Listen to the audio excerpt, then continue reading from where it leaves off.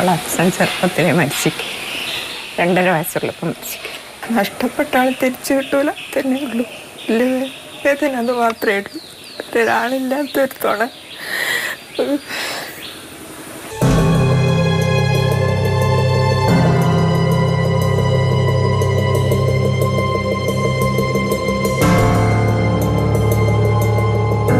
സ്ത്രീപീഡനം, മോഷണങ്ങൾ, പിടിച്ചുപറി ഇങ്ങനെ 60ഓളം കേസുകളിൽ പ്രതിയായ ക്രിമിനൽ നാട്ടിൽ കറങ്ങി നടന്നു. വഴിമധ്യേ കണ്ട യുവതിയെ അണിഞ്ഞിരുന്ന സ്വർണ്ണാഭരണങ്ങൾ കവരുന്നതിനായി കൊന്നു. നാടിനെ നടുക്കിയ പേരാമ്പ്രയിലെ കൊലപാതകം.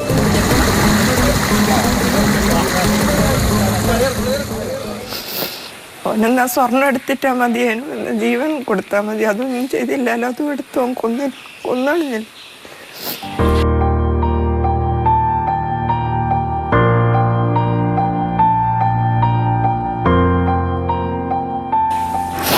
കല്യാണം കഴിച്ചിട്ടൊരു ജീവിതമാണെങ്കിൽ അതും തുടങ്ങിക്കില്ല, ജീവിച്ചിക്കില്ല. ഒരു കൊല്ലാകുന്നുള്ളൂ. അപ്പോഴത്തേക്ക് പെട്ടെന്ന് ഓന് അസുഖം വന്ന് ഓൻ ഹോസ്പിറ്റലായി. ആടുന്ന ശേഷം പിന്നെ എനിക്കും സുഖമില്ലാണ്ടായി.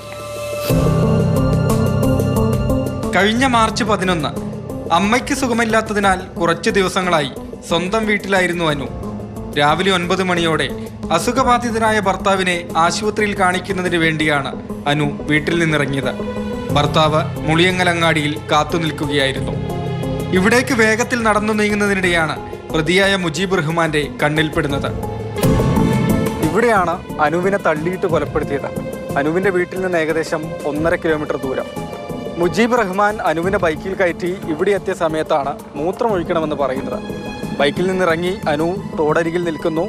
പുറകിൽ നിന്ന് തള്ളി ആ തോട്ടിലേക്ക് ഇടുകയാണ് ചെയ്തത്. എന്തായാലും വീഴ്ചയിൽ അനുവിൻ്റെ തല ഒരു കല്ലിലിടിച്ചു, ബോധം നഷ്ടമായി. പിന്നീട് അനുവിനെ വലിച്ചിഴച്ച് ഈ കലുങ്കിനടിയിലേക്ക് കൊണ്ടുപോയാണ് ചെളിയിൽ തല ചവിട്ടിത്താഴ്ത്തി അതിക്രൂര കൊലപാതകം നടത്തിയത്. സംഭവ സ്ഥലത്തിനടുത്തുള്ളൊരു വീട്ടിലെ CCTVയിൽ ബൈക്കിൽ സഞ്ചരിക്കുകയായിരുന്ന പ്രതിയുടെ ദൃശ്യങ്ങൾ പതിഞ്ഞിരുന്നു. ഇതാണ് മുജീബ് റഹ്മാനിലേക്കുള്ള വഴി തുറന്നത്. 4ാം നാൾ മുജീബ് റഹ്മാനെ പോലീസ് അറസ്റ്റ് ചെയ്തു.